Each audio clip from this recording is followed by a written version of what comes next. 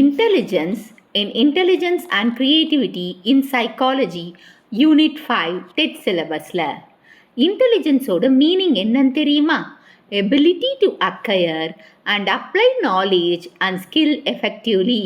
So நம்மளால் என்ன தெரிஞ்சுக்க முடியுமோ தெரிஞ்சுக்கிட்ட நாலேஜை வச்சு அப்ளை பண்ணி இந்த ஸ்கில்லோட எஃபெக்டிவாக வேலை செய்கிறது தான் இந்த இன்டெலிஜென்ஸ். ஸோ இது எதெல்லாம் சம்மந்தப்பட்டிருக்கு பார்த்தீங்களா? இன்டெலிஜென்ஸ் எதெல்லாம் இன்வால்வ் ஆகிருக்கு பார்த்தீங்கன்னா, reasoning, problem solving, learning, adaptability, understanding. So இப்போ ஒரு இது வந்து ரீசனிங் பண்ணுறோம்.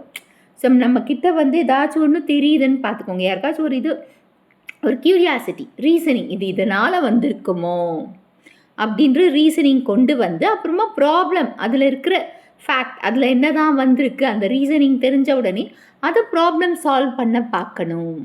ஸோ சால்வ் பண்ணும்போது என்ன தெரிஞ்சுக்கிறாங்க, கற்றுக்குறாங்க இல்லையா?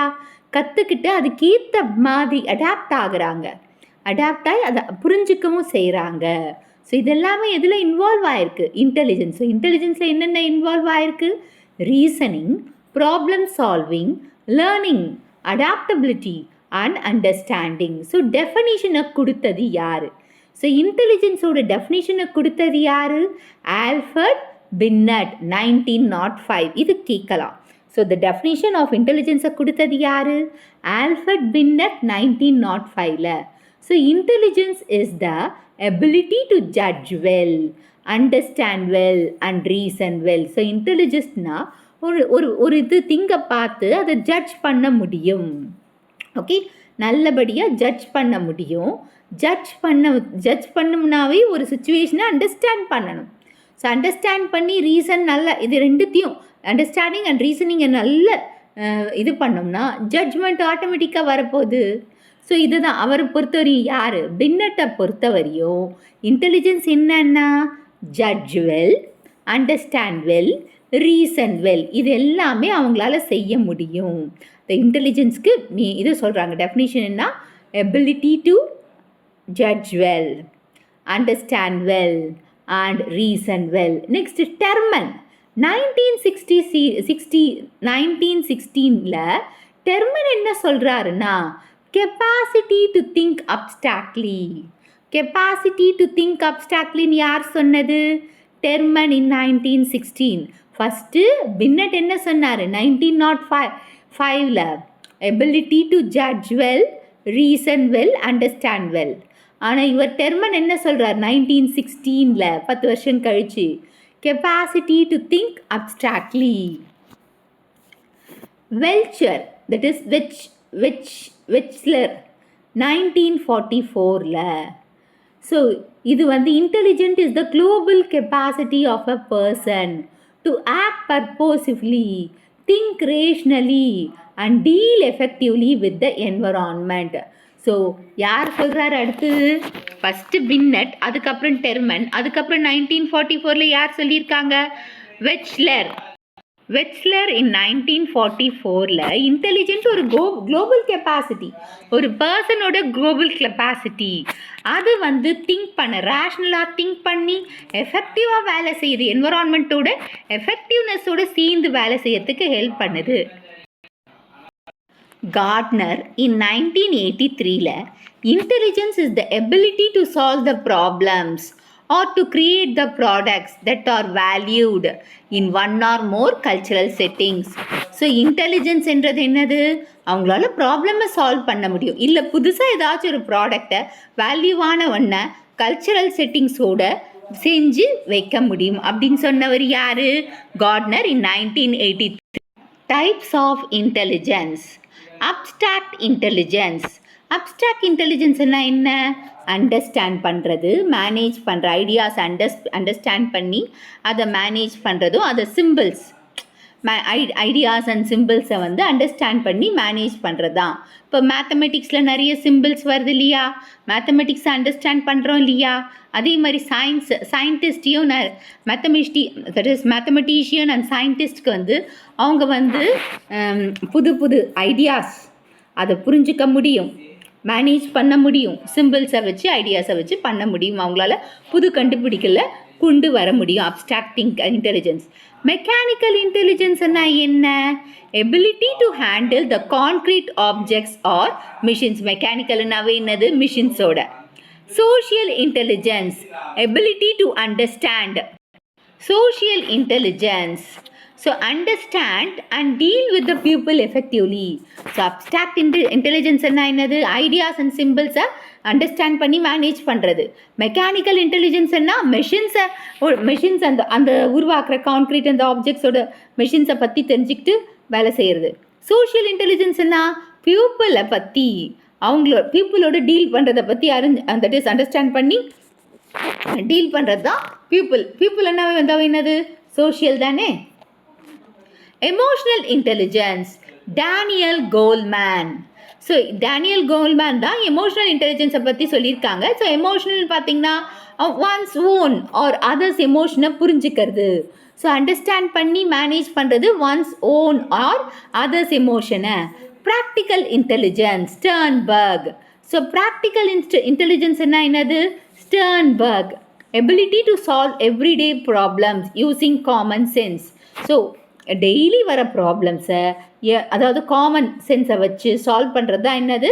Practical intelligence. இதை கொடுத்தவர் யார்? ஸ்டர்ன்பர்க். அப்போ எமோஷனல் இன்டெலிஜென்ஸை கொடுத்தவர் யார்? Daniel Goleman. So Daniel Goleman என்ன கொடுத்துருப்பாரு? Emotional intelligence. அப்போ Sternberg practical intelligence. Theories of intelligence. Spearman two factor theory 1904 கொடுத்துருக்காரு. ஸோ ஸ்பியர்மேன் எதை கொடுத்தாரு? Two factor theory. எப்போ கொடுத்தாரு? 1904. ஸோ இந்த ஸ்பியர்மேன் டூ ஃபேக்டர் தியரி அந்த ஸ்பியர்மேன்லேயே வந்துடுச்சு. இதை ப்ரப்போஸ் பண்ணவர் யார்? சார்லஸ் ஸ்பியர்மேன் தான். ஸோ இவரை பொறுத்தவரையும் இன்டெலிஜென்ஸில் வந்து 2 ஃபேக்டர் இருக்குது. ஜி ஃபேக்டர் ஒன்று, எஸ் ஃபேக்டர் ஒன்று. ஜி ஃபேக்டர் என்னது? General intelligence. அப்போ எஸ் ஃபேக்டர் என்னது? Specific intelligence. ஸோ ஜென்ரல்னா காமனாக இருக்கிறது, common ability lying at intellectual task. So காமனாக இருக்கிறது, எல்லாருக்குமே இருக்கிறது, அது இன்டெலெக்சுவல் டாஸ்காக இருக்கிறது. அப்போ ஸ்பெசிஃபிக்னா ஒரு particular task or activities. So ஜென்ரல்னாவே காமனு, ஸ்பெசிஃபிக்னா ஒரு பர்டிகுலர் ஸ்பெஷல் டாபிக் அப்படின்னு வச்சுக்கோங்களேன். இப்போ எக்ஸாம்பிள் சொல்லியிருக்காங்க பாருங்கள். எஸ் குட் ஸ்டூடெண்ட், அதாவது ஸ்டூடெண்ட் வந்து மேத்தமெட்டிக்ஸில் குட்டாக இருப்பாங்க. அவங்க மேத்தமெட்டிக்ஸில் குட்டாக இருக்கிறவங்க ஃபிசிக்ஸ்லேயும் நல்லா தானே பார்ப்பாங்க. அப்போ அங்கேயும் ஸ்ட்ராங்காக தானே இருப்பாங்க. பட் எதில் வீக்காக இருப்பாங்க? வரைகிறதுல வீக்காக இருப்பாங்க. அப்போது வரைகிறதுல வீக்காக இருக்கிறது என்னது? இங்கே ஸ்பெசிஃபிக். காமனாக இருக்கிறது என்ன? மேத்தமெட்டிக்ஸ் அண்ட் ஃபிசிக்ஸில் அவங்க ஸ்ட்ராங்காக இருக்கிறது காமன். இப்போ புரிஞ்சிடுச்சா? ஸோ ஸ்பியர்மேன் என்ன சொன்னார்? 2 ஃபேக்டர் தியரியை சொன்னார். எந்த வருஷம்? 1904 சொன்னார். அவரை பொறுத்தவரையும் G factor and S factor. G ஃபேக்டர்னா ஜென்ரல் காமனான ஒன்று. எஸ் ஃபேக்டர்ன்றது என்ன? Specific. Thurstone group factor theory 1938. So தஸ்டன்னாவே என்னது? Group factor theory 1938. ஸோ இதை ப்ரப்போஸ் பண்ணவர் யார்? L Thurstone. தஸ்டன் அண்ட் இது வந்து rejected the idea of one general intelligence. So ஒருத்தரோட ஜென்ரல் இன்டெலிஜென்ஸ், அதாவது இதுக்கு முன்னாடி ஸ்பியர்மேன் சொன்னார் இல்லையா, ஜென்ரல்ன்றது காமனாக இருக்கிறது. ஸோ அதை அவர் ரிஜெக்ட் பண்ணிட்டார். யார்? தஸ்டன். அண்ட் சஜஸ்டட், அவர் வந்து 7 பிரைமரி மென்டல் எபிலிட்டிஸை கொடுத்துருக்காரு. தஸ்டன் வந்து எத்தனை பிரைமரி எபிலிட்டிஸ் கொடுத்துருக்காருன்னு கேட்டால் 7. ஸோ ஃபர்ஸ்ட் ஒன் என்ன? வேர்பல் காம்ப்ரிஹென்ஷன்,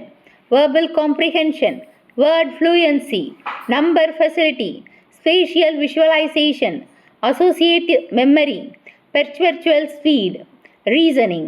ஸோ இந்த 7 பற்றி சொல்லியிருக்காரு. ஆனால் ஜென்ரலாக இருக்கிற இன்டெலிஜென்ஸை ரிஜெக்ட் பண்ணிட்டார். ஜென்ரலாக இருக்கிற இன்டெலிஜென்ஸ் யாரோட ஐடியா? ஸ்பியர்மேனோட ஐடியா. அப்போ இவர் கொடுத்த அந்த 7 இது வச்சு அந்த 7 ஃபஸ்ட் என்னது? வேர்பல் காம்ப்ரிஹென்ஷன், அப்புறமா word fluency, number facility, spatial visualisation, associate memory, perpetual speed, reasoning. So இப்போ எக்ஸாம்பிள் பார்க்கலாமா? தஸ்டன் என்ன சொல்கிறாரு? ஒரு ஸ்டூடெண்ட் வந்து ஸ்ட்ராங்காக இருந்தாங்க, ரீசனிங்கில் ஸ்ட்ராங்காக இருந்து, but weak in the word ஃப்ளூயன்சியில் வேர்ட் ஃப்ளூயன்சி வீக் இருந்தால், so intelligence in multi dimensional அப்படின்னு சொல்லி. ஸோ ரீசனிங்கில் ஸ்ட்ராங்காக இருக்காங்க, இந்த 7ல் ஏதோ ஒன்றுத்தில் they are strong, but word ஃப்ளூயன்சியில் தானே அவங்க வீக்காக இருக்காங்க. ஸோ அப்போ அது என்னது? Multi dimensional. இந்த 7 இதுலேயும் எல்லாத்துலேயும் இந்த 7 இதில் 7ஆவதாக இருக்கிறதுல ஸ்ட்ராங்காக இருக்காங்க. அவர் சொன்ன ஏதோ ஒரு இதில் ஸ்ட்ராங் ஆகிட்டாங்க. அப்போனாவே அது என்னது மல்டிபிள் டைமென்ஷன் ஆஃப் இன்டெலிஜென்ஸில் வந்துடுறாங்க அப்படின்னு சொல்லியிருக்காரு. Next Thorndike multi factor theory. So இவர் என்ன ஃபேக்டர் சொன்னார்? குரூப் ஃபேக்டர் தியரியை சொன்னவர் யார்? தஸ்டன். அப்போ மல்டி ஃபேக்டர் தியரியை சொன்னவர் யார்? Thorndike 1920. So Edward L Thorndike தான் இதை கொடுத்தது. இதை ப்ரப்போஸ் பண்ணது யார்? Edward L Thorndike. So intelligence is made up of independent elements or factors that act together. So intelligence எதால் உருவாயிருக்கான்? நிறைய இண்டிபெண்ட்டான எலமெண்ட்ஸ், நிறைய பொருட்களால் ஆயிருக்கு. இண்டிபெண்ட்டாக இருக்கிற பொருட்களால் ஆயிருக்கு அப்படின்னு சொல்கிறது யார்? தாண்டியாக். ஸோ கிளாசிக்கல் இன்டெலிஜென்ஸை 3 வகையாக பிரிச்சிருக்கார் அவர். Abstract intelligence, concrete intelligence, social intelligence. So abstract, concrete and social இன்டெலிஜென்ஸ்ன்னு பிரித்தவர் யார்? தாண்டியாக். ஸோ அப்ஸ்ட்ராக்ட்னா என்னது? சிம்பிள்ஸ் அண்ட் கான்செப்டோடு டீல் பண்ணுறது தான். ஸோ சிம்பிள்ஸ் அண்ட் கான்செப்டை பற்றி டீல் பண்ணுறது என்னது? அப்ஸ்ட்ராக்ட். அப்போ கான்க்ரீட்னா ஹேண்டிலிங் த ஆப்ஜெக்ட்ஸை ஹேண்டில் பண்ணுறது என்னது? கான்க்ரீட். சோஷியல்னா பீப்புளோட அண்டர்ஸ்டாண்ட் பண்ணி மேனேஜ் பண்ணுறது சோஷியல். இப்போ எக்ஸாம்பிள் சொல்லலாமா? ஒரு டீச்சர் சோஷியல் இன்டெலிஜென்ஸை யூஸ் பண்ணணும். ஏன்னா டீச்சர் நிறைய ஸ்டூடெண்ட்ஸோட கம்யூனிகேட் பண்ணுறாங்க, சொல்கிறாங்க, அண்டர்ஸ்டாண்ட் பண்ணுறாங்க ஒவ்வொருத்தரோடையும்.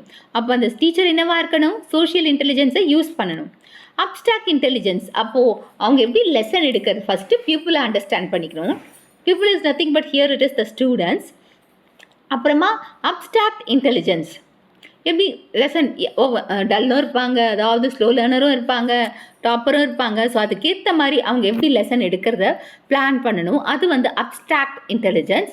அண்ட் கான்க்ரீட் இன்டெலிஜென்ஸ்னால் டீச்சிங் எய்ட்ஸை வச்சு ஹேண்டிலிங் த ஆப்ஜெக்ட்ஸ் இல்லையா? ஸோ டீச்சிங் எய்ட்ஸை வச்சு யூஸ் பண்ணணும் அப்படின்னு சொல்கிறாங்க. ஸோ தாண்டியாக் என்ன சொல்கிறாரு? 1920 மல்டி ஃபேக்டர் தியரியை சொல்லியிருக்காரு. அவரை பொறுத்தவரையும் 3 வகையாக இருந்துருக்கு. Abstract intelligence, concrete intelligence and social intelligence. இப்போ டீச்சர் ஸ்டூடெண்ட்ஸை புரிஞ்சுக்கிறது என்னது? Social intelligence. அவங்களுக்கு புரிஞ்ச பிறகு அவங்களுக்கு ஏற்ற மாதிரி பிளான் பண்ணி லெசன் எடுக்கிறது என்னது? Abstract intelligence. அப்புறமா கான்க்ரீட் இன்டெலிஜென்ஸ்னா டீச்சிங் எய்ட்ஸை ஹேண்டில் பண்ணி சொல்லிக் கொடுக்கறது தான் concrete intelligence. Next Guilford's structure of intellect model. Guilford structure of intellect model 1967. இதை ப்ரப்போஸ் பண்ணவர் யார்? அதாவது ஸ்ட்ரக்சர் ஆஃப் இன்டெலெக்சுவல் மாடலை ப்ரப்போஸ் பண்ணவர் யார்? ஜிபி குல்ஃபோர்ட் 1967. அவர் என்ன சொன்னார்? 3 டைமென்ஷனல் மாடல் ஆஃப் இன்டெலிஜென்ஸை பற்றி சொல்லியிருக்காரு. ஸோ அவர் எதை டிஸ்கிரைப் பண்ணார்? 3 டைமென்ஷனல் மாடல் ஆஃப் இன்டெலிஜென்ஸை டிஸ்கிரைப் பண்ணியிருக்காரு. ஸோ ஆப்பரேஷன் எத்தனை? 5 types. Condition, memory, divergent, prediction, convergent, prediction, evaluation. So அவர் சொன்ன அந்த 5 ஆப்பரேஷன்ஸ் டைப்ஸ் என்ன? கோக்னேட்டிவ் தட் இஸ் காக்னிஷன் வச்சுங்க, காக்னேட்டிவ் கிடையாது, cognition, memory, divergent prediction, convergent prediction, evaluation. So இந்த 5 டைப்பை பற்றி அவர் சொல்லியிருக்கார். ஆப்பரேஷனில் 5 டைப்ஸ். அதே மாதிரி கண்டென்ட்லேயும் 5 டைப்ஸ் இருக்குது. ஸோ கண்டென்ட்டில் என்ன 5 types? Visual, auditory, symbols, semantic, behaviour. So கண்டென்ட்டில் என்னென்ன இருக்குது அந்த 5 types? Visual, auditory, symbol, semantic and behaviour. அப்போ ப்ராடக்ட்ஸில் மட்டும் எத்தனை type? 6 types. Units, classes, relation, system, transformation, implication. Units, classes, relation, system, transformation, implication. இது 6 ப்ராடக்ட். அப்போ டோட்டலாக எத்தனை? 5 × 5 × 6. அப்போ 5 5s are 25, 25 × 6 150 factors of intelligence இருக்குன்னு சொல்லியிருக்கார் அவர். So Guilford structure of intellectual model 1967 என்ன சொன்னார்? 150 ஃபேக்டர்ஸ் ஆஃப் இன்டெலிஜென்ஸ் இருக்குன்னு சொல்லியிருக்காரு. ஓகே, அவர் எதுவாக பிரிச்சிருக்கார்? 3 டைமென்ஷன் வந்துருச்சா? Operational, content and product. So operation, content and product இதுதான் 3 dimensional, that is 3 dimensional. And இதில் ஆப்பரேஷனில் எத்தனை இருக்குது? 5 டைப்பு. நெக்ஸ்ட் கண்டென்ட்டில் எத்தனை இருக்குது? 5 type. And last one is nothing but product. ப்ராடக்டில் 6 டைப். ஸோ மொத்தத்தையும் ப்ராடக்ட் பண்ணால், தட் இஸ் மல்டிப்ளை பண்ணால் 150 ஃபேக்டர்ஸ் ஆஃப் இன்டெலிஜென்ஸ் இருக்குதுன்னு சொல்லியிருக்காரு. இப்போ கீ ஐடியா பார்த்தீங்கன்னா, ஹியூமனோட இன்டெலெக்சுவல் பார்த்தீங்கன்னா ரொம்ப காம்ப்ளெக்ஸானது அண்ட் மல்டி டைமென்ஷனல் ஆன ஒன்று. Gardner multi intelligence theory 1983. So Gardner வந்து மல்டி இன்டெலிஜென்ஸ் தியரியை 1983 கொடுத்துருக்காரு. இதை ப்ரப்போஸ் பண்ணவர் வந்து ஹோவர்ட் கார்ட்னர். எந்த யூனிவர்சிட்டியில் ப்ரப்போஸ் பண்ணியிருக்காரு? ஹார்வர்ட் யூனிவர்சிட்டியில். ஸோ இன்டெலிஜென்ட் ஒரு சிங்கிள் என்டிட்டி கிடையாது, அது மல்டிபிள் இன்டெலிஜென்ஸோட காம்பினேஷன் சொன்னவர் யார்? கார்ட்னர். ஸோ கார்ட்னர் என்ன சொன்னார்? இது ஒரு சிங்கிள் என்டிட்டி கிடையாது intelligence, multiple combination of multiple intelligence. So Gardner எத்தனை கொடுத்தாரு? 8. இதுக்கு முன்னாடி 7 கொடுத்தவர் யார்? தஸ்டன். இப்போது 8 கொடுத்துருக்காரு. Identified 8 intelligence. ஸோ அதில் என்னென்னு பார்க்கலாமா? ஃபஸ்ட்டு ஒன் லிங்குவஸ்டிக்னாவே கவிதை நடையாக சொல்கிறவங்க யார்? பொயட் அண்ட் ரைட்டர் தானே. நெக்ஸ்ட் லாஜிக்கல் திங்கிங் எதில் வரும்? மேக்ஸ் அண்ட் சயின்ஸில் தானே. Maths, science scientist, that is mathematical scientist and இன்ஜினியர்னு வச்சுக்கோங்க. ஸ்பீஷியல்னா வீடு கட்டுறவங்க, படம் வரைகிறவங்க. So architect or artist. மியூசிக்கல்னாவே தெரியும், கம்போசர் அண்ட் சிங்கர். பாடிலி கைன்செட்டிக்னா டான்சர், அத்லெட்டிக்ஸ், ஓடுறவங்க, பாடி மூலமாக ஒர்க்கை கொடுக்குறாங்களே ஒரு இடத்துலேருந்து இன்னும் டான்ஸ் பண்ணும்போது, அதை வந்து கைன்ஸ்தட்டிக் பாடிலி அப்படின்னு சொல்லியிருக்காங்க. இன்டர்பர்சனல்னா teacher and leader. So leadership இருக்கணும் அவங்களுக்கு, அதுதான் இன்டர்பர்சனல். இன்ட்ராபர்சனல்னா ஃபிலாசபர் அண்ட் சைக்காலஜிஸ்ட்.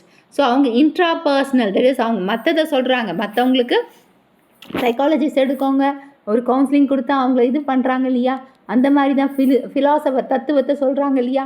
ஸோ அவங்கள என்னன்னு சொல்லுவாங்க? இன்ட்ராபர்சனல். நேச்சுரலிஸ்டிக் பயாலஜிஸ்ட் அண்ட் என்விரான்மெண்டலிஸ்ட்டை தான் நேச்சுரலிஸ்டிக்னு சொல்லுவாங்க. ஸோ இந்த 8 வகையான இன்டெலிஜென்ஸை அவர் சொல்லியிருக்கார். யார் சொல்லியிருக்கார்? கார்ட்னர். எந்த வருஷம்? 1983. அவருடைய அந்த தியரிக்கு பேர் என்ன? Multiple intelligence theory. So education இப்போ டீச்சர் வந்து டிசைன் பண்ணுறாங்க ஆக்டிவிட்டீஸை, டிஃப்ரெண்ட் டைப்ஸ் ஆஃப் இன்டெலிஜென்ஸாக அமாங் த லேர்னர்ஸ். ஒவ்வொருத்தருக்கும் ஒவ்வொரு இன்டெலிஜென்ட் இருக்கு இல்லையா. ஸோ அதுக்கேற்ற மாதிரி வந்து டிசைன் பண்ணுறாங்க ஆக்டிவிட்டீஸ், ஒவ்வொன்றுத்துக்கும் ஒவ்வொருத்தனும் கொடுக்கலான்னு சொல்லிட்டு. Intelligent quotient IQ. ஸோ இந்த இன்டெலிஜென்ட் கோஷன்ட்ன்றதை கொடுத்தவங்க யார் தெரியுமா? ஃபஸ்ட்டு இதை இன்ட்ரடியூஸ் பண்ணவர் யார் தெரியுமா? William Stern 1912. So William Stern 1912 இவர் எதை சொன்னார்னா, மென்டல் ஏஜ் அண்ட் குரோனாலஜிக்கல் ஏஜுக்கு நடுவில் இருக்கிற டிஃப்ரெண்ட் ரிலேஷன்ஷிப்பை பற்றி எக்ஸ்ப்ரெஸ் பண்ணுறது தான் IQ. ஸோ IQன்னா என்னது? மென்டல் ஏஜ் அண்ட் குரோனாலஜிக்கல் ஏஜை ரிலேஷன்ஷிப் இருக்குது அப்படின்னு எக்ஸ்ப்ரெஸ் பண்ணுறது தான் IQ, இன்டெலிஜென்ட் கோஷன்ட். இதை சொன்னவர் யார்? William Stern 1912. ஸோ எக்ஸாம்பிள் பார்த்தீங்கன்னா, ஒரு சைல்டுக்கு வந்து 10 வயசு, அது குரோனாலஜிக்கல் ஏஜ். ஆனால் மென்டல் ஏஜ் எவ்வளோ இருக்கும்? 12. அப்போது 12/10 into 100 போடுங்க. 12/10 into 100 is 120. அபோவ் ஆவரேஜில் இருக்காங்க. நெக்ஸ்ட் தெர்மன் 1916 IQ கிளாஸிஃபிகேஷன் பண்ணியிருக்காரு. ஸோ 140+ இருந்ததுன்னா அவங்க ஜீனியஸ், 120 to 139 இருந்ததுன்னா அவர் வெரி சுப்பீரியர், 110 to 119 இருந்ததுன்னா சுப்பீரியர், 90 to 109 இருந்ததுன்னா ஆவரேஜ், 80 to 89 இருந்ததுன்னா டல், 70 to 79 இருந்ததுன்னா பார்டர் லைன், பிலோ 70 இருந்ததுன்னா இன்டலெக்சுவலி டிசேபிள். இது கேட்கலாம். So that is mental age by chronology age into 100 is the IQ. அப்புறமா தெர்மன் 1916 தான் இந்த ரேஞ்சை கொடுத்துருக்காரு. 140+ இருந்ததுன்னா என்ன? ஜீனியஸ். 120 to 139 இருந்ததுன்னா வெரி சுப்பீரியர். 110 to 119 இருந்ததுன்னா சுப்பீரியர். 90 to 109 இருந்ததுன்னா ஆவரேஜ். 80 to 89 இருந்ததுன்னா டல். 70 to 79 இருந்ததுன்னா பார்டர் லைன். பிலோ 70 இருந்ததுன்னா intellectually disabled. So assessment of intelligence. So types of intelligence test இருக்கு. Individual test னா அட்மினிஸ்ட்ரேட்டிவ் 1-on-1, ஒருத்தரை பற்றி அட்மினிஸ்ட்ரேட் பண்ணி எடுக்கிறது தான். எக்ஸாம்பிள் ஸ்டான்ஃபோர்ட் பின்னட் டெஸ்ட் இருக்குது. Wechsler adult intelligence scale, WAIS வந்து Wechsler adult intelligence scale. Wechsler intelligence scale for children. So Wechsler adult intelligence scale ஒன்று இருக்குது, வெஸ்லர் இன்டெலிஜென்ஸ் ஸ்கேல் ஃபார் சில்ட்ரனும் இருக்குது. ஸோ இதெல்லாம் வந்து நம்ம அசஸ் பண்ணலாம் எவ்வளோ இருக்குது அவங்களுக்கு வந்து இன்டெலிஜென்ட் டெஸ்ட் இண்டிவிஜுவல் டெஸ்ட்டில். குரூப் டெஸ்ட் இது வந்து நிறைய இண்டிவிஜுவல்ஸ்க்கு கொடுப்பாங்க அட் அ டைமில், ஒன்ஸ் ஒரே டைமில் எல்லாருக்கும் கொடுப்பாங்க. For example army or school screening பண்ணுறது, இப்போ ஆர்மி ஆல்ஃபா அண்ட் பீட்டா டெஸ்ட்டுன்னு கூட சொல்லலாம். வேர்பல் டெஸ்ட், வேர்பல் டெஸ்ட்னா லாங்குவேஜ் ஸ்கில் எப்படி இருக்குது, வொக்காபுலரி அண்ட் காம்ப்ரிஹென்ஷன்.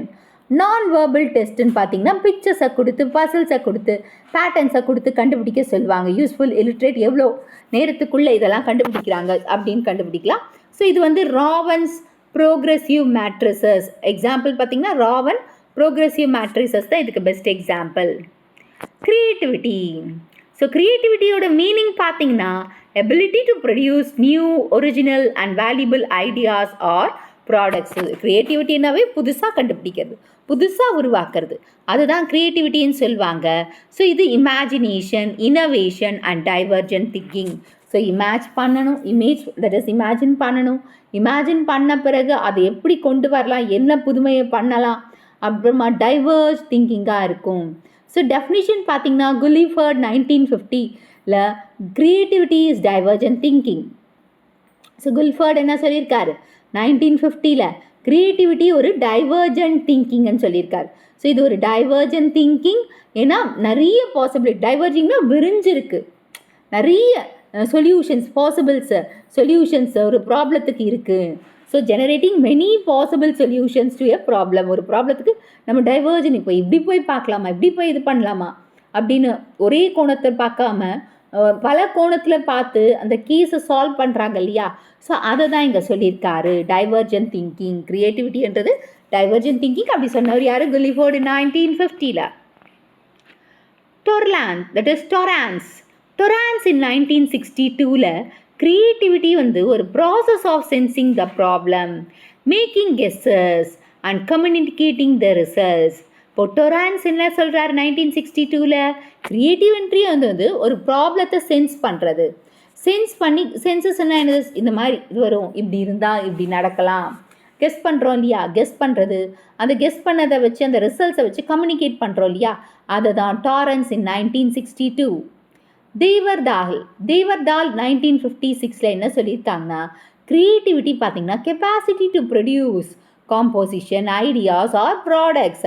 அது எதுக்கு, நியூ அண்ட் ப்ரீவியஸ் அன்னோன், ப்ரீவியஸில் அன்னோனாக இருக்குது, இப்போ புதுசாக வரத்துக்கு ஆனால் ஒரு கெப்பாசிட்டி இருக்குது. க்ரியேட்டிவிட்டினா புதுசாக கொண்டு வரப்போகிறோம். ஸோ அதுக்கான ஐடியாஸை, அந்த ஐடியாஸை வெளிக்கொண்டு வந்து அதை ஒரு கோர்வையாக இது பண்ணி அதிலருந்து நம்ம ஒரு புது இதுவை உருவாக்குறோம் இல்லையா. லைக் ஒரு பொயட்டு கவிதை சொல்கிற மாதிரி, இல்லை பாட்டு எழுதுகிற மாதிரி, இல்லை ஒரு ஓவியம் வரைகிற மாதிரி. ஸோ அதை தான் அவர் சொல்லியிருக்காரு டேவர்டால் 1956ல். Factors influencing creativity.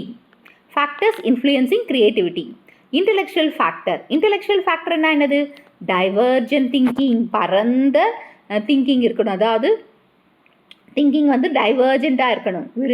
ஃப்ளூயன்சி, நல்ல ஃப்ளூயன்சி, பேசுகிற தகுதி. ஃப்ளெக்சிபிலிட்டி, ஒரிஜினாலிட்டி, ஃப்ளெக்சிபிளாகவும் இருக்கணும், தன்னோட ஒரிஜினாலிட்டியை எப்போ மாற்றிக்கவும் மாட்டாங்க. பர்சனாலிட்டி ஃபேக்டர்ஸ், க்யூரியாசிட்டி, ஒரு புதுசாக ஒன்று வந்ததுன்னா அது என்னன்றது தெரிஞ்சுக்கிறாங்க இல்லையா, அந்த க்யூரியாசிட்டி, இன்ட்ரெஸ்ட் இருக்கணும். இண்டிபெண்டன்ஸ், தன்னிச்சையாக செய்யணும். ஸோ ரிஸ்க் டேக்கிங், பெர்சிஸ்டன்ஸ், அதுவும் ரிஸ்க் எடுக்கணும். இப்போ ரிஸ்க் எடுத்தால் தான் அது நடக்க முடியும், செய்ய முடியும்னா அதுக்கு ரிஸ்க்கும் எடுத்தாகணும். அந்த கெப்பாசிட்டியும் இருக்கும், பெர்சிஸ்டன்ஸும் இருக்கணும். இல்லை நான் அதை செஞ்சு காட்டுவேன், செய்வேன் அப்படின்றது. என்விரான்மெண்டல் ஃபேக்டர்ஸ் பார்த்திங்கன்னா open and stimulating classroom, அவனை தூண்டு விட்டுற மாதிரி ஒரு கிளாஸ் ரூம் அட்மாஸ்பியர் இருக்கணும். மோட்டிவேஷ்னல் ஃபேக்டர்ஸ், இன்ஸ்டிங்க்டிவ் மோட்டிவேஷன், தன்னோட உள்ளே இருக்கிற இதை வந்து மோட்டிவேட் பண்ணணும், என்கரேஜ் பண்ணணும், ரிவார்ட்ஸ் வரணும், இது எல்லாமே வந்து motivational factors. Process of creativity, Wallas in 1926ல். Preparation, gathering information and understanding the problem. So இந்த ப்ராசஸ் ஆஃப் க்ரியேட்டிவிட்டிக்கு சில ப்ராசஸ் இருக்குது இல்லையா. ஃபஸ்ட் உடனே செய்ய முடியாது இல்லையா, எல்லாத்தையும் நம்ம எடுத்து வச்சு தான் செய்யணும். ஸோ அதை கொடுத்தவர் யார், வேலாஸ் இன் 1926ல். ஃபஸ்ட்டு ப்ரிப்பேர் பண்ணணும். ஸோ ப்ரிப்பேர் பண்ணும்போது நாம் எடுத்துக்கிட்ட அந்த இன்ஃபர்மேஷன் எல்லாத்தையும் கேதர் பண்ணி அதை அண்டர்ஸ்டாண்ட் பண்ணணும். அது ப்ராப்ளம் இப்படி வரும், அந்த ப்ராப்ளம்ஸை சால்வ் பண்ணி அதுலேருந்து இப்படி வரப்போகுதுன்றதை கண்டுபிடிக்கணும் இல்லையா? ஸோ அதுதான் gathering the information. Next incubation. Incubation நம்ம சப்கான்ஷியஸ் ப்ராசஸிங்கில் போட்டு டெம்பரவரியாக ரெஸ்ட் கொடுக்கணும் அந்த ப்ராப்ளத்துக்கு. அப்போ தான் உனக்கு கரெக்டான சொல்யூஷன் கிடைக்கும். Illumination, sudden aha moment of insight or idea. நம்மளுக்குள்ளே இதெல்லாம் போட்டு ரெஸ்ட் பண்ணி வச்சுருப்போம் இல்லையா? அப்போ அதுலேருந்து ஒரு புதுவான ஐடியா வரும். அதுதான் இலுமினேஷன். வெரிஃபிகேஷன். வெரிஃபிகேஷன் வந்த ஐடியாவை டெஸ்ட் பண்ணணும் இல்லையா? ப்ராக்டிக்கல் யூஸ் வச்சு. அதுதான் வெரிஃபிகேஷன் பண்ணுறோம். டெஸ்ட் பண்ணி அது கரெக்டான இது வந்துச்சுன்னா, அது வெரிஃபை ஆகிடுச்சுன்னா சக்ஸஸ் பண்ண மாதிரி தானே. Strategies for fostering and creativity. Provide freedom of expression. So அவங்க சொல்கிறது அந்த ஸ்டூடெண்ட்ஸை வந்து தான் கண்டுபிடிச்சதை வெளியில் சொல்லணும். பயம் இல்லாமல் சொல்கிறதுக்கு நம்ம அப்படி ஒரு என்விரான்மெண்ட்டை கொடுக்கணும். Encourage curiosity. So learners ask questions and explore. So learners கிட்ட கொஸ்டின்ஸ், அவங்க கொஸ்டின்ஸ் கேட்கும்போது நம்ம அவங்கள அவாய்ட் பண்ணாமல் அவங்க கேட்டதுக்கு கரெக்டான ஆன்சர்ஸை கொடுக்கறதுக்காகவும் அவங்க எக்ஸ்பிளைன் பண்ணுறதுக்காகவும் நம்ம இருக்கணும். ஸோ அவங்க ஸ்டூடெண்ட்ஸோட கொஸ்டின்ஸ் ஆஸ்க் கொஸ்டின் எக்ஸ்ப்ளோர் பண்ணுற மாதிரி இருக்கணும். ஸோ அப்போ அவங்கள என்கரேஜ் பண்ணணும். Use brain storming. So generate as many ideas. அதாவது நிறைய ஐடியாஸ் வரும் இல்லையா? அதை நம்ம கிரிட்டிசைஸ் பண்ணக்கூடாது. கிரிட்டிசைஸ் எவ்வளோ ஐடியாஸ் வருது அதை சொல்லு, நான் என்கரேஜ் பண்ணுறேன், எனக்கு தெரிஞ்சது நான் சொல்கிறேன்ற மாதிரி இருக்கணும். Promote problem solving activities. So வர ஐடியாஸில் நல்லதும் வரும் கெட்டதும் வரும். ஸோ அந்த கெட்டது வரும்போது அதை கெட்டதையும் நல்லதாக மாற்றணும். அப்போது அந்த ப்ராப்ளம்ஸை சால்வ் பண்ணணும். ஸோ அந்த ஆக்டிவிட்டீஸ் இருக்கிறதையும் நம்ம என்கரேஜ் பண்ணணும். க்ரியேட்டிவிட்டி அப்ரோச்சஸ் கிட்ட இந்த ரியல் ப்ராப்ளத்தை வந்து தெரிஞ்சு அதை அப்ரோச் பண்ணி கொடுக்கணும். Provide stimulating environment. ஸ்டிமுலேட்டிங் என்விரான்மெண்ட்டை art, stone, open ended questions அது எல்லாத்தையுமே நம்ம அவனுக்கு கொடுக்கணும். என்னென்ன தேவையோ அவன் பண்ண போகிற இந்த க்ரியேட்டிவிட்டிக்கு என்னென்ன தேவையோ அது எல்லாத்தையுமே கொடுக்கணும். Encourage divergent thinking. டைவர்ஜென்ட் திங்கிங்னா மல்டிபிள் ஆன்சர்ஸ் அவங்ககிட்ட வரும். ஒரு கொஷினுக்கு நிறைய ஆன்சர்ஸ் வரும். அது நம்ம சப்போர்ட் பண்ணணும். Reward original ideas. ஸோ அவன் கிடைக்கிற அந்த ஒரிஜினல் ஐடியாவோட கான்ட்ரிபியூஷனுக்கு ஏற்ற மாதிரி அவனுக்கு ரிவார்டும் கொடுக்கணும். Integrate the arts and play, drama, drawing, creative writing, enhancing imaginations நிறைய இந்த ப்ளே ரைட்டிங், இந்த ஸ்கிரிப்ட் எழுதுறது, ட்ரா பண்ணுறது, அது எல்லாத்தையுமே நம்ம என்கரேஜ் பண்ணணும். அவனோட இமேஜினேஷன் என்ன வருதோ அதை எழுது வர அப்படின்னு சொல்லி என்கரேஜ் பண்ணணும். Differences between intelligence and creativity. இன்டெலிஜென்ஸ்ன்றது கன்வர்ஜென்ட் திங்கிங், ஆனால் க்ரியேட்டிவிட்டின்றது டைவர்ஜென்ட் திங்கிங். கோல் நேச்சராக பார்த்திங்கன்னா இன்டெலிஜென்ட் ஒரு கன்வர்ஜென்ட், ஆனால் க்ரியேட்டிவிட்டி டைவர்ஜென்ட் திங்கிங். கோல் கரெக்ட் ஆன்சர். கோல் வந்து இன்டெலிஜென்ஸில் என்னது? கரெக்ட் ஆன்சரை கொடுக்கும். ஆனால் க்ரியேட்டிவிட்டி ஒரிஜினல் ஐடியாவை கொடுக்கும். மெஷர்மெண்ட் வந்து ஐக்யூ டெஸ்ட் அண்ட் க்ரியேட்டிவிட்டியில் க்ரியேட்டிவிட்டி டெஸ்ட். ஃபோக்கஸ் வந்து அனலிட்டிக்கல் எபிலிட்டி, ஆனால் அங்கே இமேஜினேஷன் அண்ட் இன்னோவேஷன் வர்றது வந்து க்ரியேட்டிவிட்டியில். ஸோ எஜுகேஷன் இம்ப்ளிகேஷன் பார்த்திங்கன்னா லாஜிக்கல் ரீசனிங்காக இருக்கும் ஐக்யூவில், ஆனால் க்ரியேட்டிவிட்டியில் ஆர்டிஸ்டிக் அண்ட் ப்ராப்ளம் சால்விங் எபிலிட்டியாக இருக்கும். இந்த வீடியோ உங்களுக்கு பிடிச்சிருக்கும் புரிஞ்சிருக்கும்னு நினைக்கிறேன். இந்த வீடியோ உங்களுக்கு பிடிச்சிருந்தா ஒரு like, share, subscribe to science easy tech channel. என்னோட பழைய வீடியோ லிங்க் டிஸ்கிரிப்ஷன் பாக்ஸில் கொடுத்துருக்கேன். நீங்கள் போய் பாருங்கள். ஏதாச்சும் டவுட்ஸ் இருந்தால் கமெண்ட் பாக்ஸில் போடுங்க.